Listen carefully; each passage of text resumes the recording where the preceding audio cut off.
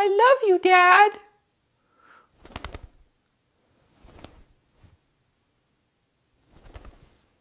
I love you, Dad.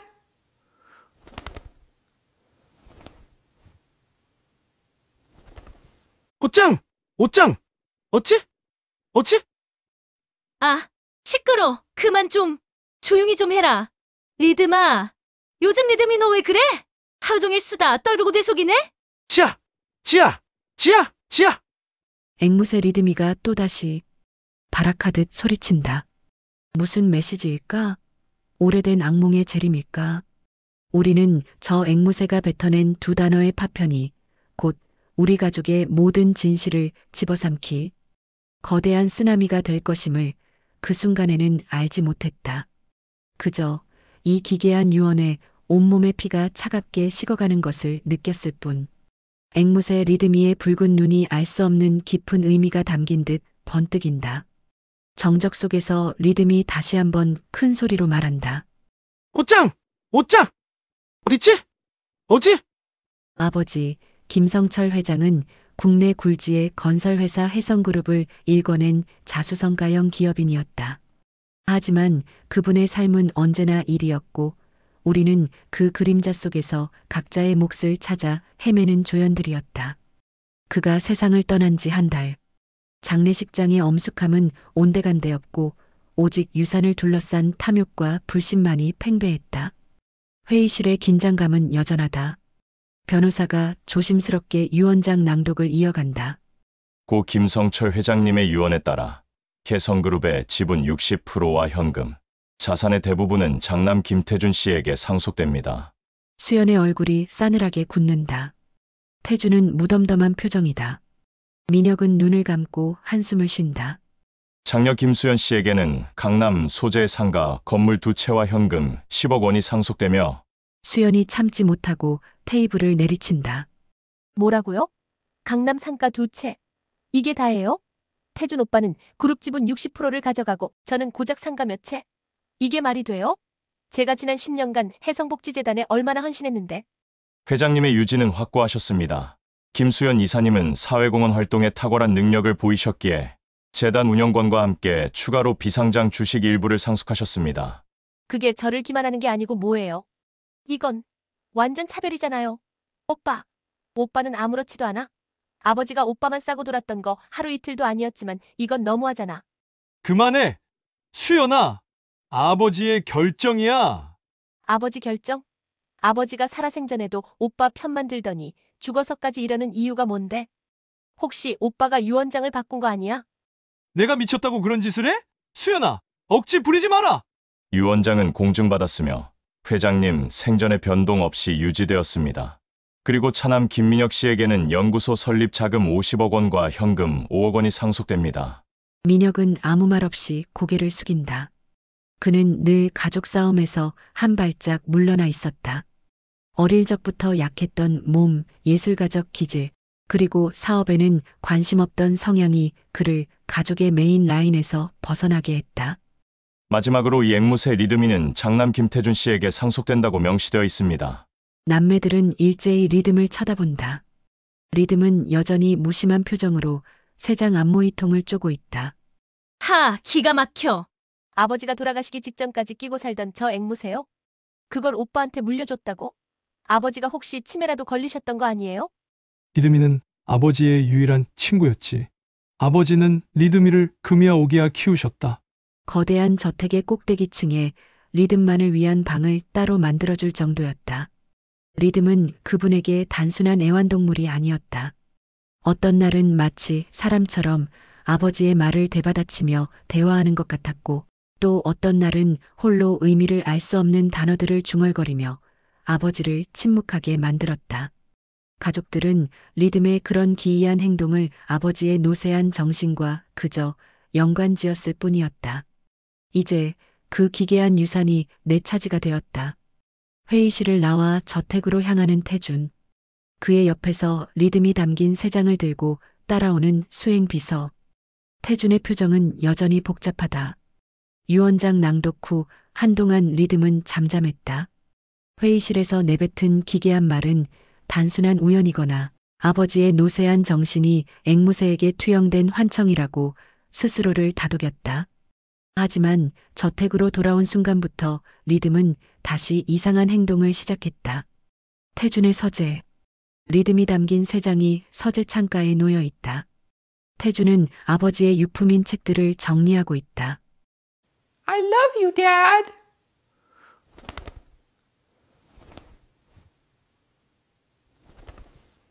I love you, Dad.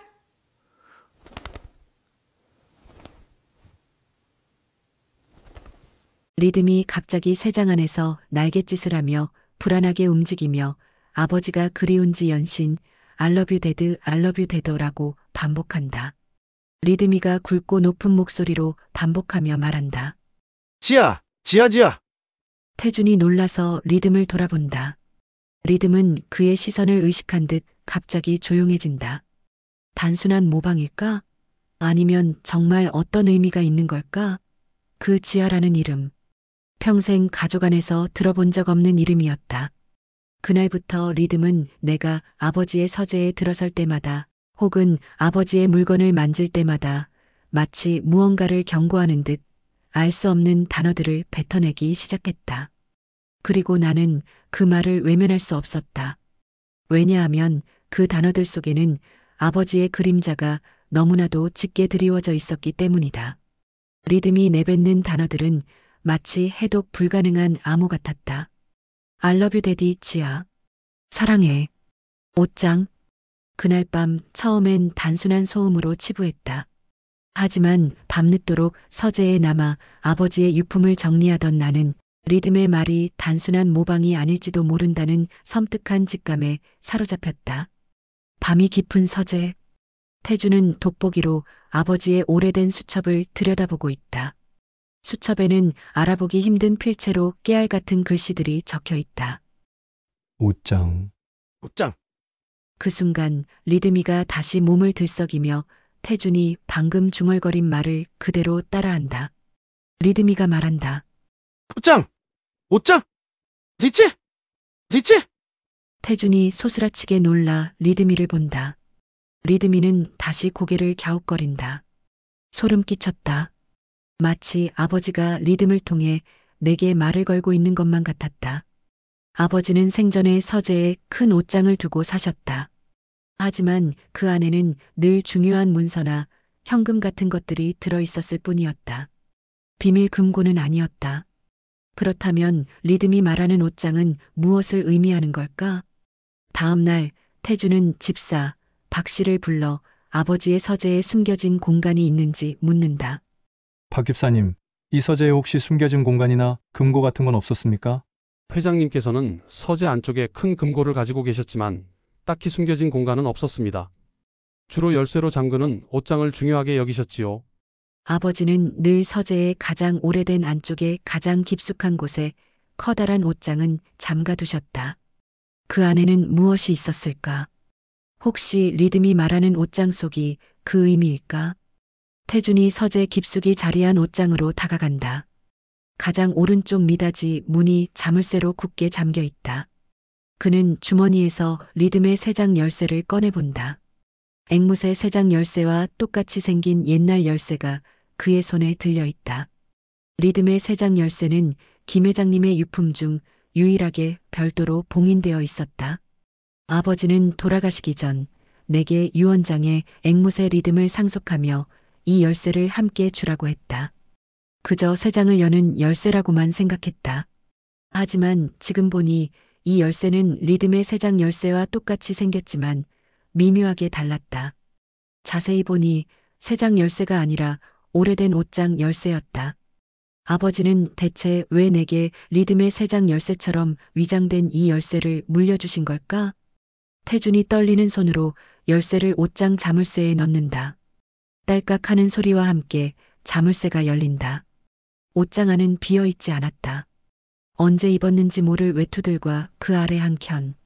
서랍에 오래된 가죽 다이어리 한 권과 낡은 봉투 하나가 놓여 있다. 그리고 그 옆에는 작은 사진 한 장이 뒤집혀 있었다. 그 순간 나의 심장은 쿵 하고 바닥으로 떨어지는 듯 했다. 리드미의 모든 말이 거짓이 아니었다. 아버지의 침묵 속에 숨겨진 비밀이 이제 그 서랍 안에서 진실의 모습을 드러낼 참이었다. 나는 마치 판도라의 상자를 여는 기분으로 그 서랍 속 유물들을 집어들었다. 서랍 속 다이어리는 아버지의 것이 분명했지만 그 안에 적힌 글들은 내가 알던 아버지의 냉철함과는 거리가 멀었다. 연필로 꾹꾹 눌러 쓴 글씨는 서툴지만 감정적이었고 그 페이지마다 지아라는 이름이 반복해서 등장했다. 태준이 다이어리를 펼친다. 오래된 종이 냄새가 화면 너머로 풍기는 듯하다. 첫 페이지에 적힌 날짜는 30년 전이다. 오늘 지아를 처음 만났다. 작은 아이가 어찌나 총명하고 예쁜지. 내 딸이라니 믿기지 않는다.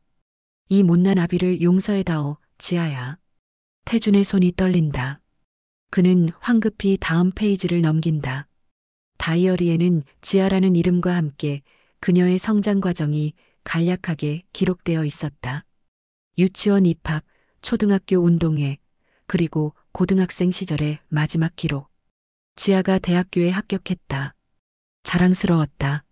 내 손으로 키울 수 없다는 현실이 사무치게 아팠다. 약속했다.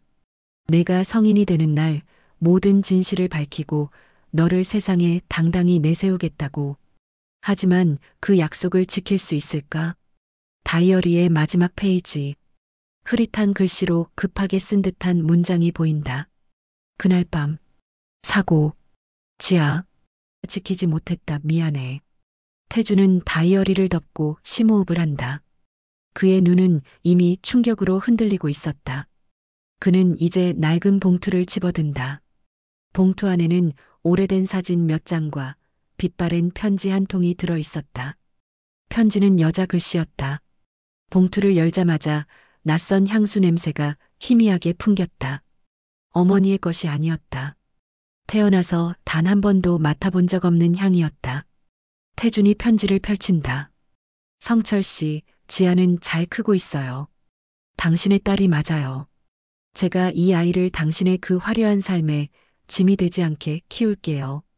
다만 언젠가 단 한 번만이라도 당신의 품에서 아빠라고 부를 수 있는 날이 오기를. 지아는 그렇게 살 수 있기를 바라요.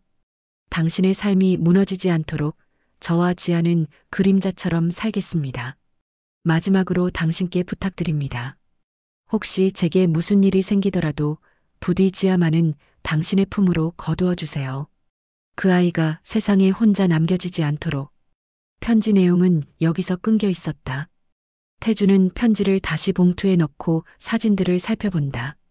젊은 시절의 아버지와 한 여인이 함께 찍은 사진. 그리고 그 여인과 어린 여자아이가 다정하게 앉아 있는 사진.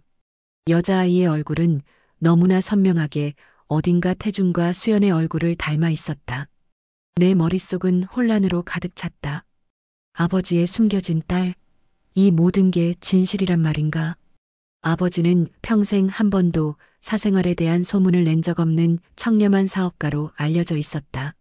하지만 이 다이어리와 편지는 그 모든 것을 뒤엎는 충격적인 진실을 담고 있었다. 그리고 그 진실은 리듬의 기묘한 말들과 완벽하게 일치했다. 지아, 미안해, 우리 딸. 그 순간 새 장 속 리듬이 다시 격렬하게 날개를 퍼덕인다. 태준은 리듬을 본다. 리듬의 눈빛은 마치 진실을 증명하려는 듯 강렬했다. 앵무새 리듬이가 말한다. 지켜. 약속. 태준은 주저앉는다.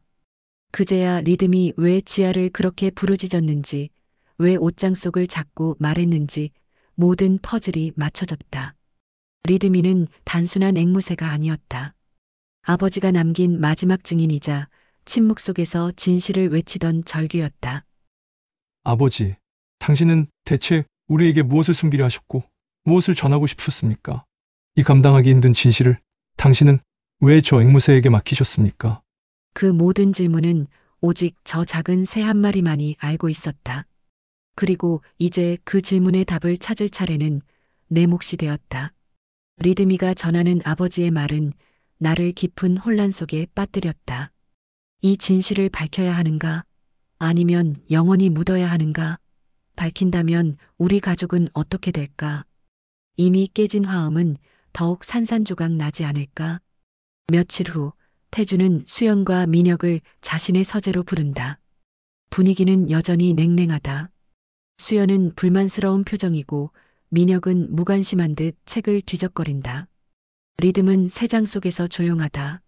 무슨 일이야, 오빠? 이제 난 유산 분배 문제로 싸우는 거 지긋지긋해. 이제 그만 각자 갈 길 가자고. 아니, 수연아. 유산 문제가 아니야. 아버지에 대한 아주 중요한 얘기가 있어. 태준이 서랍에서 다이어리와 사진들을 꺼내 테이블에 놓는다. 수연과 민혁의 시선이 그 물건들에 고정된다. 수연이 경멸하는 어투로 묻는다. 이게 뭔데?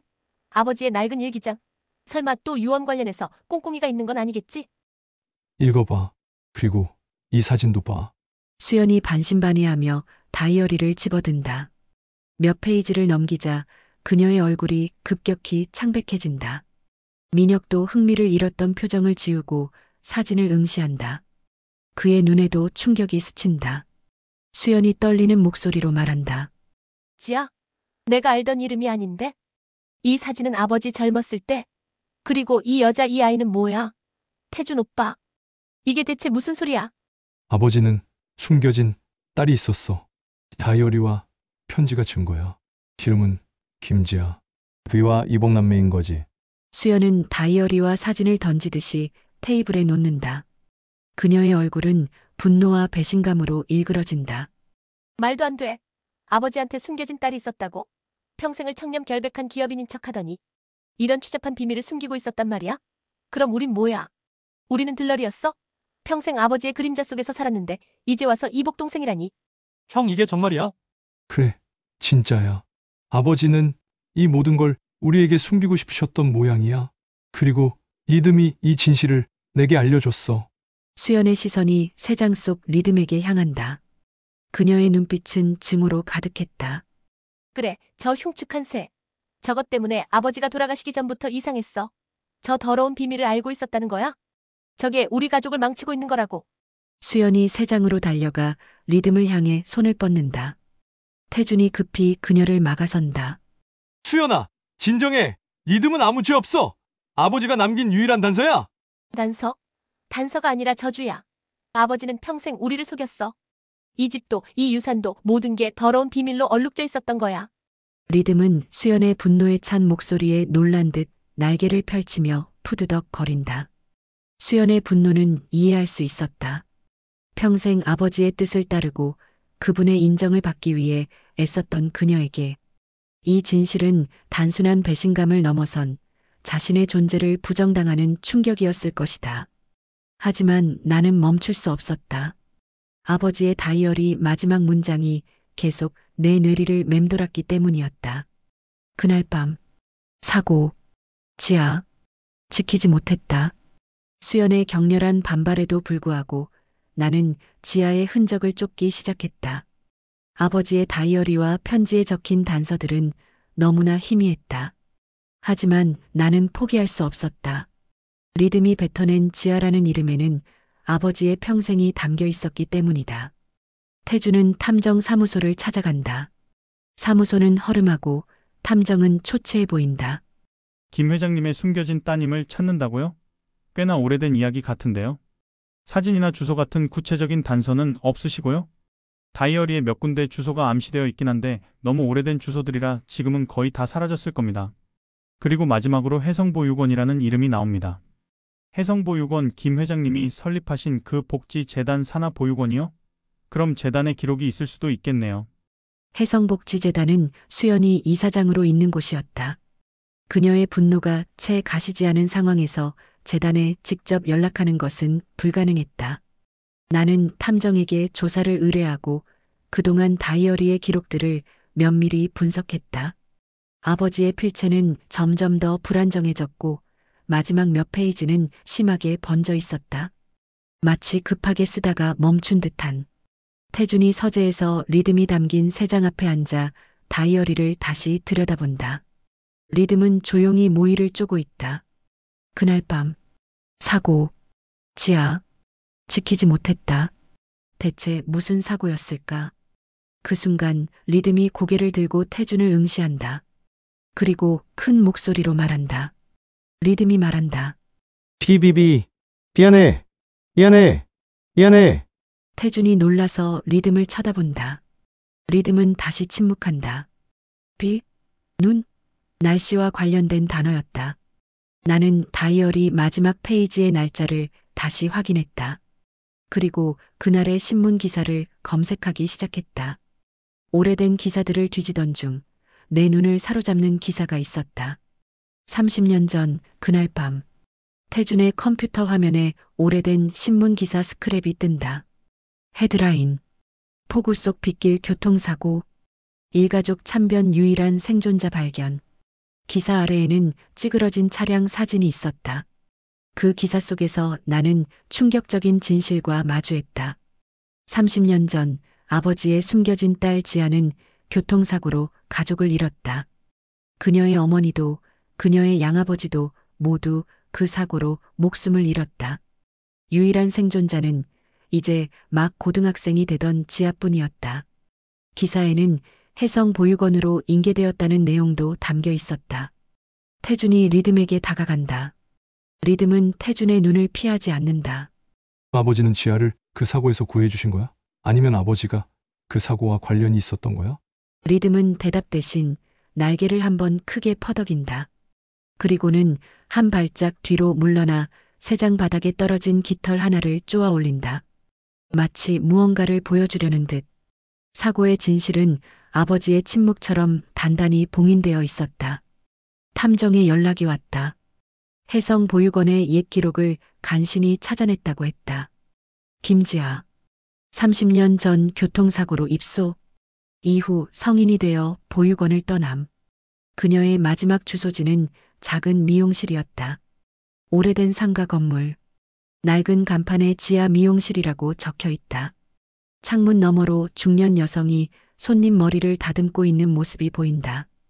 그녀는 태준의 기억 속 사진 속 어린아이의 얼굴과 묘하게 겹쳐진다. 심장이 격렬하게 뛰었다. 수십 년간 잊혔던, 어쩌면 묻혔어야 할 진실의 조각이 이제 눈앞에서 형태를 갖추고 있었다. 나는 떨리는 손으로 문고리를 잡았다. 과연 그녀는 아버지의 진실을 알고 있을까? 그리고 우리 가족은 이 진실을 감당할 수 있을까? 문을 열고 들어선 미용실은 작고 아담했다. 고약한 파마향 냄새가 코끝을 스쳤다. 거울에 비친 그녀의 얼굴은 아버지의 굳건함과 어머니의 섬세함을 동시에 담고 있었다. 김지아, 내 이복동생. 태준이 미용실 안으로 들어선다. 지아가 거울 너머로 태준을 보고 의아한 표정을 짓는다. 어서 오세요. 예약하셨나요? 아니요. 저는 김태준입니다. 김성철 회장의 아들이요. 지아의 표정이 굳어진다. 그녀의 손에 들린 가위가 미세하게 떨린다. 김성철 회장님이라면 해성그룹의... 네, 제가 당신의 이복 오빠입니다. 아버지께서 돌아가시기 전에 당신에 대한 단서를 남기셨습니다. 지아가 손님의 머리를 다듬던 것을 멈추고 태준을 응시한다. 그녀의 눈에 경계심과 함께 깊은 슬픔이 스친다. 무슨 말씀을 하시는 건지 모르겠네요. 저는 부모님이 일찍 돌아가셔서 보육원에서 자랐습니다. 해성그룹과는 아무 관련이 없습니다. 아버지의 다이어리를 찾았습니다. 그리고 당신 어머니가 아버지께 보낸 편지도요. 거기엔 당신에 대한 모든 기록이 담겨 있습니다. 당신은 김성철 회장님의 딸입니다. 지아의 눈에서 눈물이 흘러내린다. 그녀는 고개를 숙이고 어깨를 들썩인다. 그분은 제 아버지가 아니에요. 저를 지켜주지 못한 분이에요. 제가 그분 때문에 얼마나 많은 밤을 울며 지냈는지 아세요? 약속하셨어요.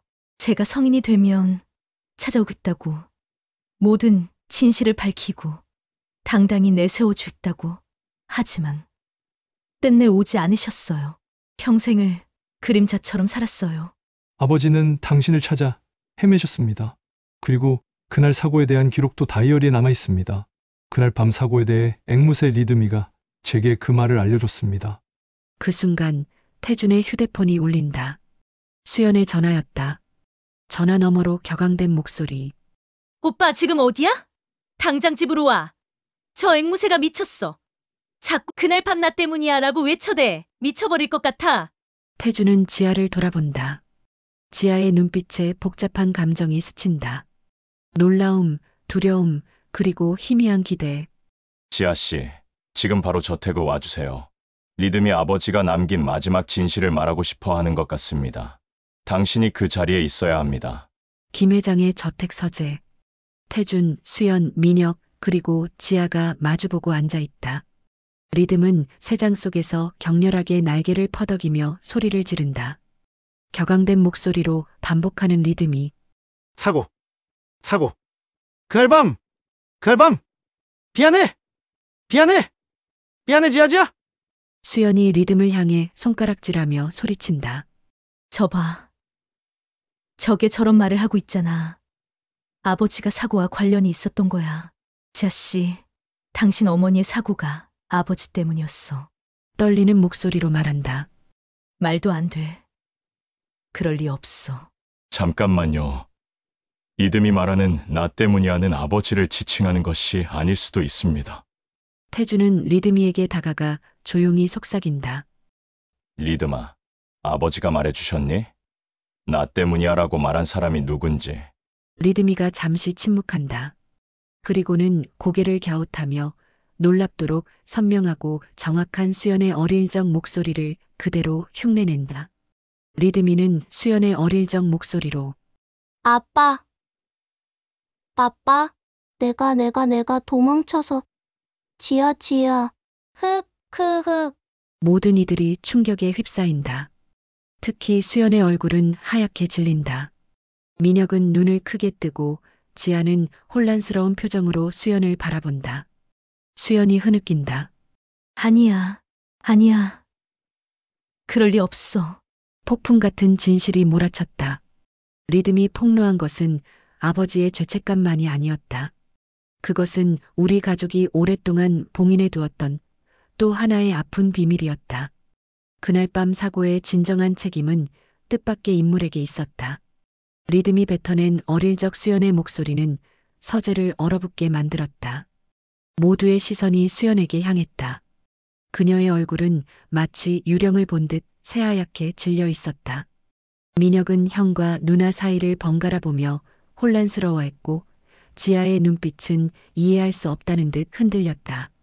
수연이 무릎을 꿇고 주저앉는다. 그녀의 어깨가 격렬하게 들썩인다. 오래 억눌렸던 감정이 폭발하듯 터져나온다. 수연이 흐느끼며 어릴 적 기억을 더듬듯 말한다. 아니야. 그럴 리 없어. 아버지는 저를 지켜주셨는데. 수연은 어릴 적 아버지의 사랑에 대한 갈증이 컸다. 오직 일에만 매달리던 아버지에게 인정받기 위해 발버둥 쳤고 그 과정에서 자신도 모르게 지아의 존재를 부정하려 애썼던 것이다. 수연이 울음을 토해내며 어릴 적 기억을 털어놓는다. 그날 그 비 오던 날 아버지가 급히 차를 몰고 어디론가 가고 계셨어요. 저는 학교 끝나고 아버지를 기다리다 아버지 차에 몰래 올라탔어요. 아버지께서 절 보시고 당황하시면서 지한테 가야 한다고 하셨어요. 그 순간 어린 마음에 질투심이 터져서 제가 아버지를 막으려고 했어요. 차 안에서 소리 지르고 아버지 팔을 잡았어요. 아버지가 잠시 한눈 파는 사이에 쾅 하는 소리와 함께 맞은편에서 트럭이. 수연은 말을 잇지 못하고 오열한다. 태주는 충격에 휩싸인 채 수연을 바라본다. 민혁 역시 눈물을 흘린다. 충격적인 고백이었다.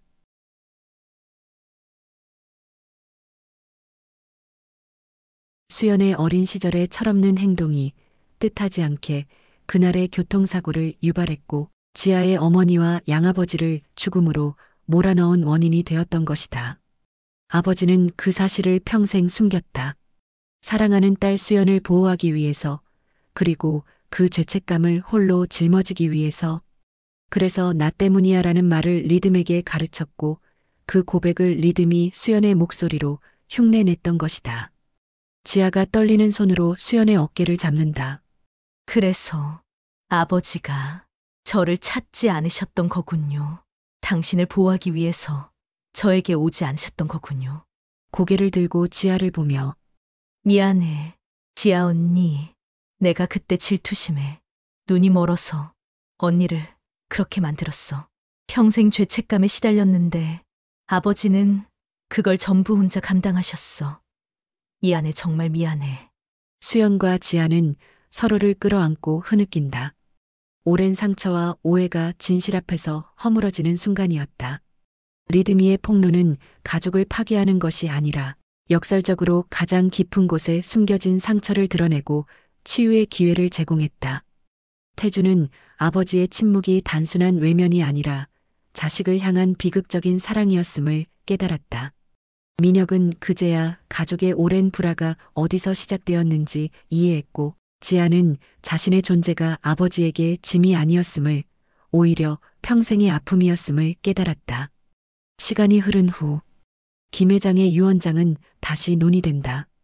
지아의 존재가 공식적으로 인정되고 그녀는 아버지의 유산 중 일부를 정식으로 상속받게 된다. 하지만 그들에게 이제 재산은 중요하지 않았다. 진정 중요한 것은 새롭게 연결된 가족의 유대감이었다. 수연은 아버지의 뜻을 따라 재단을 통해 지아에게 미용학교 설립 자금을 지원했다. 지아는 자신의 미용 기술과 경험을 살려 경제적으로 어려운 환경의 젊은이들에게 기술을 가르치는 미용학교를 설립했다. 학교 이름은 리듬 미용학교. 리듬이 가져다준 진실을 잊지 않겠다는 의미였다. 미용학교 개교식. 많은 사람이 모여 축하하고 있다.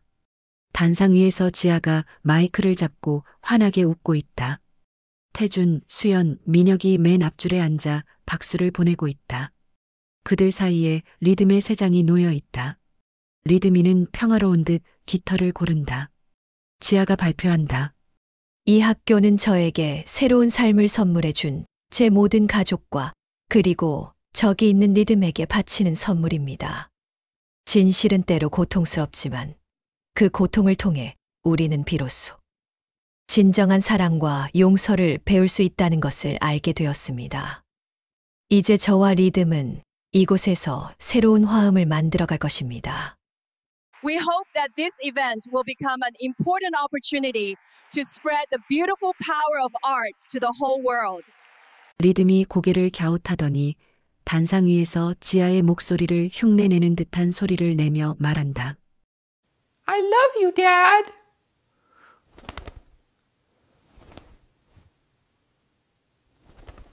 모두가 놀라 리듬을 본다. 그 목소리는 지아의 것이었지만 리듬의 입을 통해 나오자 마치 김 회장님이 딸에게 마지막으로 전하는 사랑의 메시지처럼 들렸다. 태주는 눈시울을 붉힌다. 수연은 입술을 깨물며 눈물을 참는다. 민혁은 조용히 웃는다. 그 순간 깨어진 화음은 비로소 완전한 화음으로 재조율되었다. 아버지는 죽어서도 우리에게 가장 소중한 것을 가르쳐 주셨다. 진실은 외면할 대상이 아니라 마주하고 치유해야 할 사랑의 증거라는 것을. 그리고 리듬은 그 진실의 메신저로서 영원히 우리 가족의 일부가 될 것이다. 이제 우리는 알고 있었다. 진정한 가족이란 피로 맺어진 것 이상의 깊은 이해와 용서, 그리고 사랑으로 완성된다는 것을. 미용학교 복도. 학생들이 리듬이가 있는 세장 옆을 지나간다. 리듬은 여전히 그곳에서 평화롭게 앉아 있다. 가끔씩 학생들의 밝은 웃음소리를 따라 하기도 하고 사랑해 사랑해 라고 말하기도 한다. 새로운 화음이 울려 퍼지는 듯하다. 그리고 나는 알았다. 아버지는 나에게 단순히 리듬을 유산으로 남긴 것이 아니었다. 아버지는 나에게 우리 가족에게 진실을 마주하고 용서하며 새로운 화음을 만들어갈 기회를 주신 것이었다. 그 기회는 이 세상 그 어떤 유산보다 값진 것이었다. 시간이 흘러 계절이 몇 번 바뀌었다. 지아가 설립한 리듬 미용학교는 성공적으로 자리를 잡았고 많은 학생에게 꿈과 희망을 선사하는 보금자리가 되었다. 태주는 혜성그룹의 경영을 안정화시키며 사회적 책임을 다하는 기업가로 성장했고, 수연은 미용학교 운영에 적극적으로 참여하며 지아와 돈독한 자매애를 쌓아갔다. 민혁은 자신의 연구에 몰두하면서도 가족 모임에는 빠짐없이 참석하며 새로운 가족의 온기를 만끽했다. 따스한 햇살이 비치는 주말 오후 김 회장님의 저택 정원. 이제는 태준의 가족의 거실이 된 이곳에서 네 남매와 리듬이 함께 커피 타임을 가지고 있다.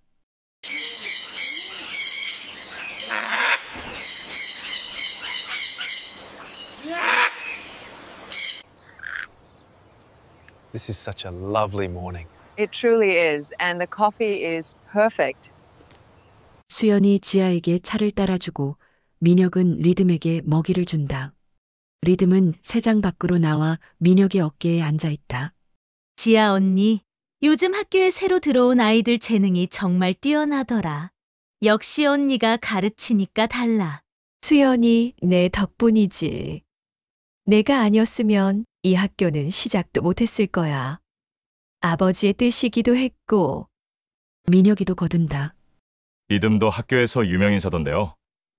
학생들이 리듬 말 따라하려고 난리도 아니던데. 리듬이가 민혁의 어깨에서 고개를 갸웃하더니 익살스럽게 콧노래를 부른다. 예전에 의미심장하고 기괴했던 말들은 이제 거의 하지 않는다. 대신 가족들의 웃음소리나 학교 학생들의 활기찬 대화 소리를 흉내내곤 했다. I love you. 진짜 I love you. I love you, Dad.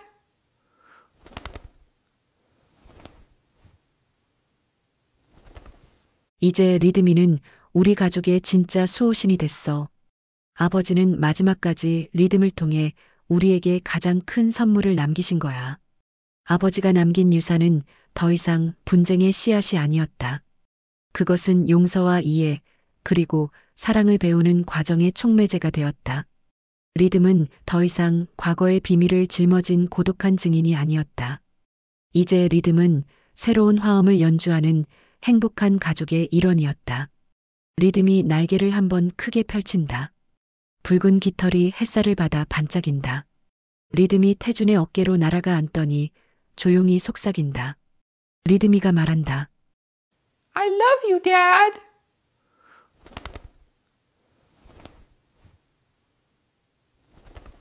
태준은 리듬의 깃털을 부드럽게 쓰다듬는다. 그의 얼굴에 평화로운 미소가 번진다. 때로는 가장 고통스러운 진실이 가장 깊은 치유를 가져다 준다.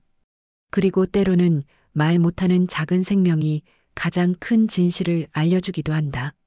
깨져버린 줄 알았던 화음은 비로소 진정한 의미를 찾아 완벽한 하나의 교향곡이 되었다. 우리는 그제야 진정한 가족이 되었다. 앵무새 리듬과 함께 우리는 매일 새로운 화음을 연주하며 살아가고 있다.